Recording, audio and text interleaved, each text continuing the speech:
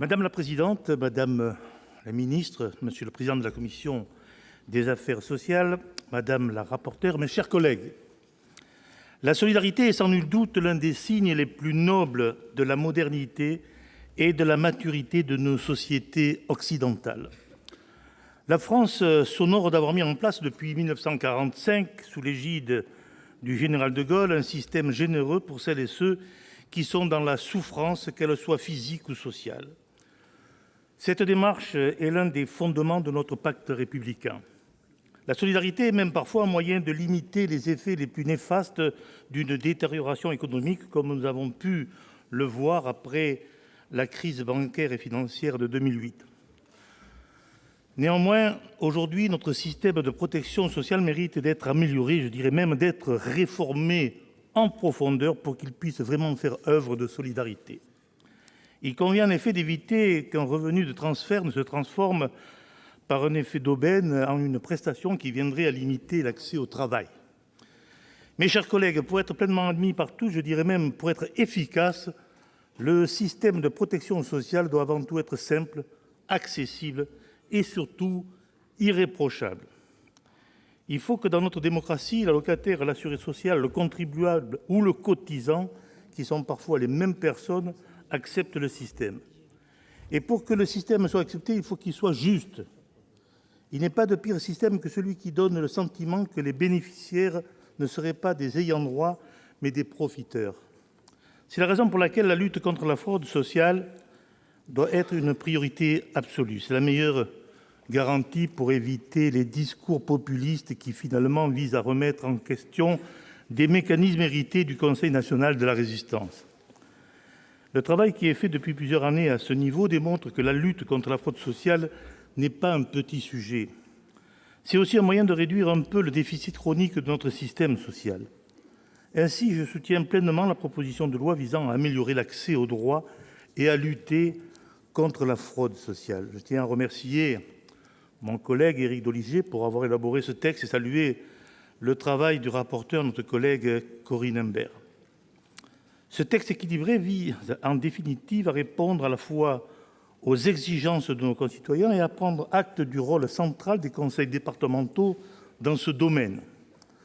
En créant à l'article 11 la notion de flagrance sociale, ce texte ne fait d'ailleurs que transposer à la fraude sociale un système qui a fait très largement ses preuves en matière de lutte contre la fraude fiscale.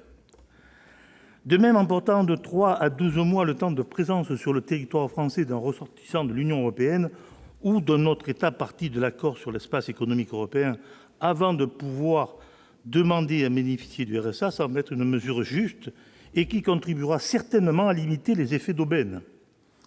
Je l'ai rappelé au début de mon intervention, nos compatriotes contribuables et cotisants ne tolèrent pas que des individus qui combattent le pacte social et républicain soient bénéficiaires de la solidarité nationale qu'ils recusent et rejettent par ailleurs. Ainsi, les mesures qui visent dans ce texte à ce que le revenu de solidarité active ne soit plus versé à des individus qui ne se plient pas aux valeurs de la République vont dans la bonne direction. Ces mesures, prévues aux articles 3, 4 et 5 de la proposition de loi, répondent à un véritable enjeu de cohésion de notre société. Qui pourrait en effet tolérer que la solidarité nationale continue de bénéficier aux fanatiques partis combattre sous le drapeau de Daesh, par exemple, ou aux combattants n'ayant pas peur des mots de l'extrême gauche radicale qui, on l'a vu ces derniers jours, s'en prennent aux forces de l'ordre comme à la société tout entière avec une violence inouïe.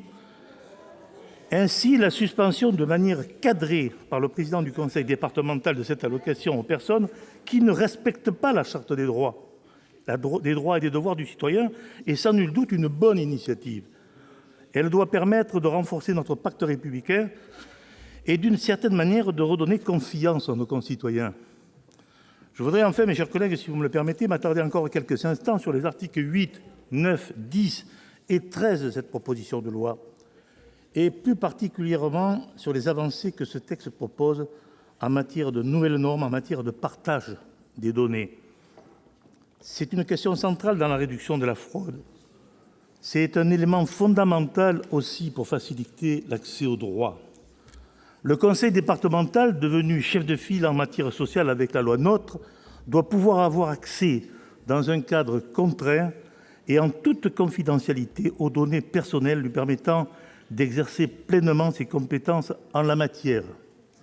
Je crois que l'on pourrait aussi aller plus loin dans le partage de données, notamment de la CAF au bénéfice des communes et de leurs groupements. Il ne s'agirait pas seulement de contribuer à la lutte contre la fraude, comme je l'ai exposé dans une question écrite par laquelle j'interpellais le Gouvernement à ce sujet, mais aussi de faciliter l'accès aux droits pour les familles bénéficiaires d'aide en facilitant la constitution d'un dossier unique partagé. Mes chers collègues, j'ai été durant 20 ans conseiller général, je peux donc en témoigner. Les agents du département, je pense notamment aux assistances sociales, sont en première ligne dans le domaine qui nous intéresse aujourd'hui et sont confrontés à de vraies difficultés dans l'octroi des allocations comme face à la fraude. Ils attendent aussi de la représentation nationale qu'elle leur donne les moyens de mener pleinement leur mission. C'est à quoi contribue ce texte. Madame la présidente, madame la ministre, mes chers collègues, en conclusion, je confirme à nouveau que je suis pleinement favorable aux dispositions de la proposition de la loi présentée par notre collègue Éric Doligé et remercie également notre collègue Corinne Imbert pour le travail réalisé dans le cadre de ce projet de loi. Je vous remercie. Merci beaucoup. La discussion générale est close.